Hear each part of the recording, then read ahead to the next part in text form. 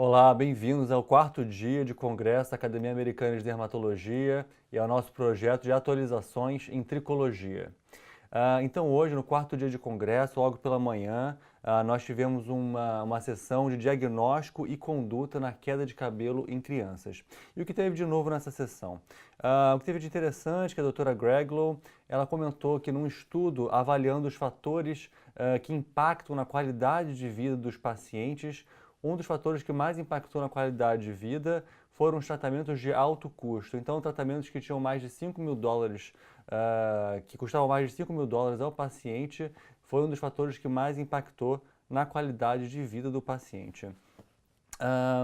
E mudando um pouco de assunto, ela falou sobre a alopecia androgenética em crianças e adolescentes, e ela lembrou que, apesar de incomum, existem casos nessa faixa etária, e que nesses casos é mais comum que os pacientes tenham uma história familiar importante de alopecia androgenética.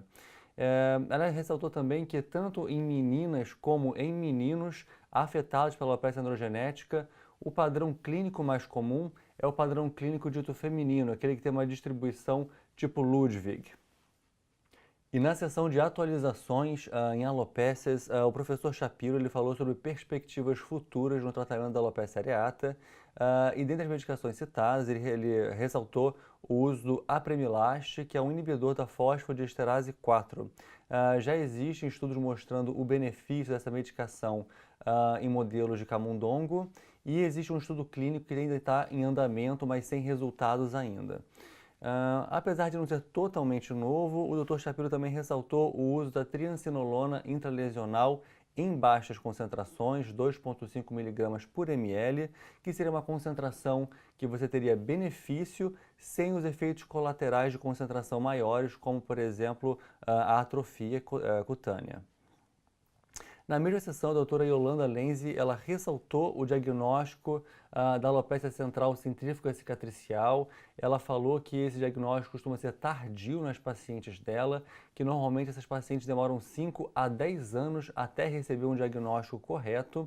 E ela ressaltou o papel dos cabeleireiros. Ela falou que até 21% dos pacientes dela foram alertadas pelos cabeleireiros que aí encaminharam as pacientes para o dermatologista. Bom, o professor Sinclair, ele comentou sobre outras indicações do minoxidil oral, como, por exemplo, o eflúvio telógeno crônico. Porém, na experiência dele, nessa indicação, as doses de minoxidil oral têm que ser um pouco maiores para serem eficazes.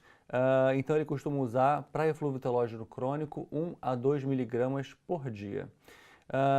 Ele também notou que as pacientes que apresentavam tricodínia associada ao quadro de eflúvio telógeno crônico tiveram melhora desse sintoma com o uso da medicação.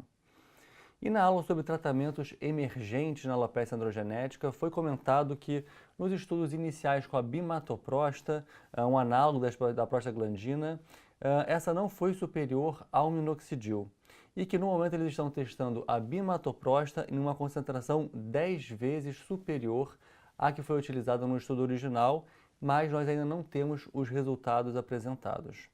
Foi comentado também sobre o uso do cortoxolone, um antiandrogênico tópico, e já existe um pequeno estudo mostrando o benefício dessa medicação e que atualmente estão sendo feitos estudos para avaliar qual seria a dose mais eficaz e segura do uso dessa medicação tópica.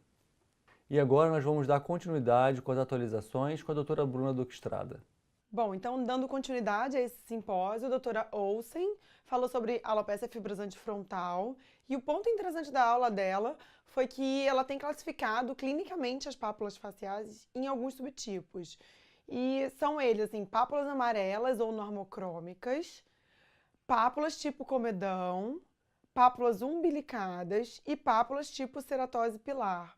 Essa classificação não está publicada ainda, mas é um dado bem interessante na nossa conduta clínica dessas pacientes.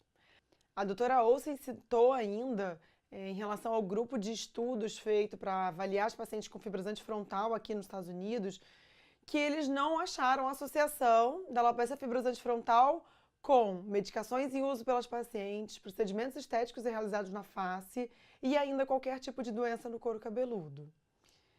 Continuando, então, pela manhã ainda, a gente teve uma aula da Dr. Bergfeld, bem interessante, que apresentou as terapêuticas novas dentro das doenças do cabelo e do couro cabeludo. E ela apresentou uma nova medicação que ainda não tem nome e que o código dela, na verdade, se chama SM04554, que, na verdade, ela atua através da ativação da via WNT, o WNT, né?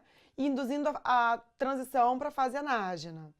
E em alguns camundongos, essa medicação apresentou eficácia superior ao minoxidil.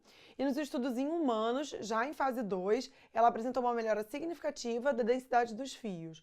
Mas os estudos comparativos com as medicações que se tem no mercado atualmente ainda não estão acontecendo e a gente aguarda ainda esses resultados como uma nova perspectiva terapêutica nos pacientes que têm alopecia androgenética. Bom, na alopecia areata, ela citou alguns novos peptídeos que estão sendo estudados, tais como o BNZ1, que é um peptídeo intravenoso que bloqueia citocinas associadas à inflamação na areata, como a citocina IL-2, 9 e 15. Além disso, o Dr. Bergfeld citou um relato de caso de um paciente com alopecia areata que realizou transplante com microbiota fecal e apresentou repilação após esse tratamento. Bom, e a última aula, então, que eu vou comentar é a aula de alopecia induzida por quimioterapia, do Dr. Lacouture, que apresentou, na verdade, alguns pontos super interessantes. O primeiro deles é o impacto da alopecia induzida por quimioterapia nas pacientes. E ele mostrou que 17% das pacientes com câncer de mama acreditam que a alopecia seja o pior efeito colateral observado durante o tratamento. E, além disso, 30% das pacientes ficam gravemente acometidas e limitadas pela alopecia quando ela ocorre. Uma outra questão interessante em relação aos tratamentos estudados na prevenção da alopecia pós-quimioterapia. Então, tem alguns estudos em câncer de mama com minoxidil a 2% 2 vezes ao dia, que de forma bem interessante melhoram a repilação das pacientes, então encurtam o período de alopecia. Tem os relatos de bimatopróst para a prevenção da alopecia dos cílios. E de calcitriol em fase 1 ainda, um estudo em fase 1, na prevenção ou encurtamento desse eflúvio anágeno que acontece durante a quimioterapia.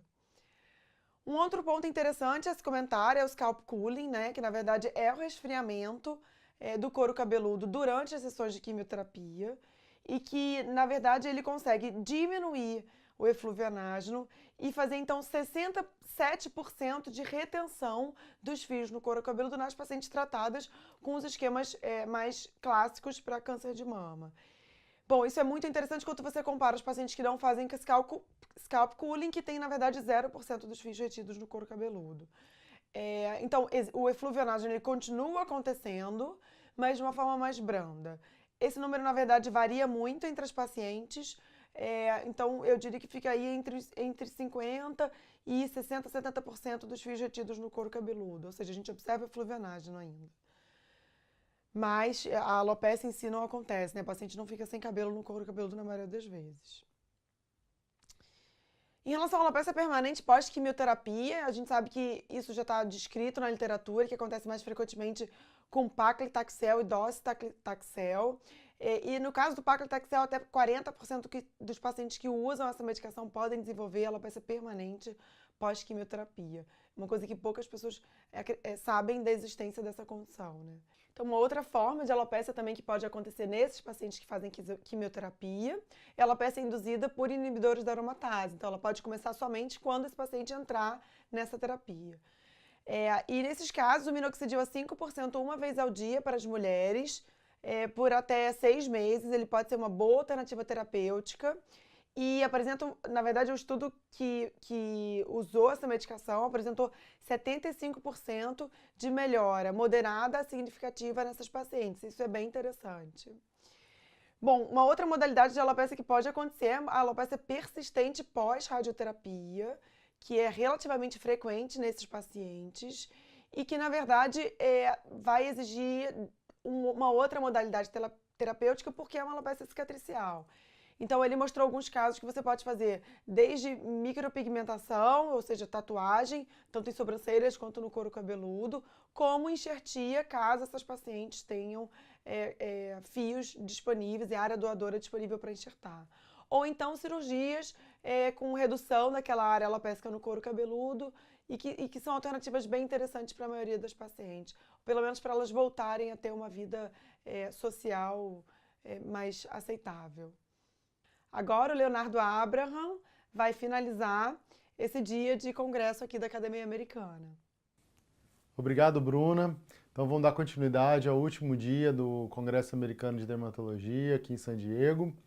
E na sessão de cabelos étnicos, a doutora Vitória Barbosa ressaltou que a acne queloidiana da nuca pode ocorrer em qualquer etnia, e não só em afro-americanos, como a gente sempre achou.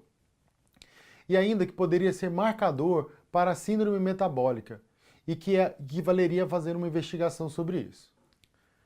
Na aula da doutora Candrice, sobre cabelos étnicos em crianças, ela destacou que a dermatite seborreica nesta população pode ser na realidade tinea capitis disfarçada, e que os óleos usados para diminuir a descamação podem negativar a cultura para fungos por até uma semana.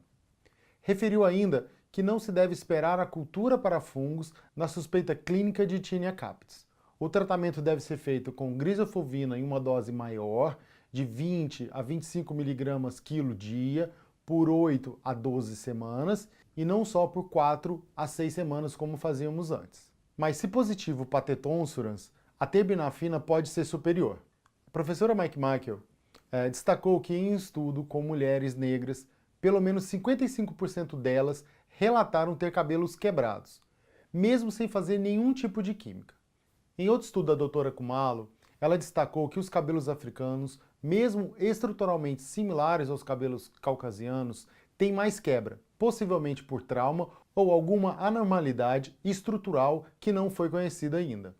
Na sessão de fotobioestimulação e crescimento capilar, conduzida pela doutora Maria Rodzinski, e com a participação do professor Rox Anderson e de uma pesquisadora da Universidade de Minnesota, doutora Rhonda Farah, o professor Rox Anderson destacou que tanto o LED e o laser funcionam igualmente. Porém, a maioria dos estudos publicados e os aparelhos que são liberados pelo FDA têm como comprimento de onda entre 630 e 670 nanômetros, na maioria das vezes 650 nanômetros. Ele acredita que outros comprimentos de onda, como 810, 900 ou mesmo 980 nanômetros, podem ser melhores, mas ainda não existem estudos que comprovam essa teoria e mesmo aparelhos com esse comprimento de onda no mercado. Ele acha que esses comprimentos de onda seriam melhores absorvidos pelo citocromo C e penetrariam ainda mais profundo na pele. Outro fato interessante foi o conceito de hormeses, no qual o paciente melhora até certa quantidade de energia entregue ao folículo e acima dessa energia o efeito pode ser o inverso, com piora do quadro clínico.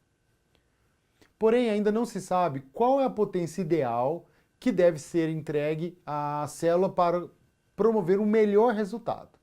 Ele concluiu que talvez o comprimento de onda de 810 nanômetros combinado com o de 980 nanômetros podem ter efeitos sinérgicos, assim como o uso do concomitante do minoxidil. Ainda citou que a fotobioestimulação pode diminuir a atividade da 5-alfa-redutase em humanos e ex vivo. Como mensagem final, deixou que, com certeza, o tratamento com laser pode ser optimizado. Finalizando essa sessão, a doutora Rhonda revelou alguns estudos que ela estava conduzindo neste último ano sobre os aparelhos de laser utilizados em casa. O primeiro deles para ver a segurança em relação ao câncer de pele.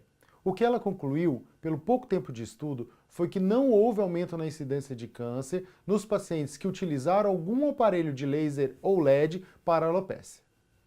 Outro estudo piloto, com 14 pacientes, notou uma leve melhora em 3 meses de tratamento clínico.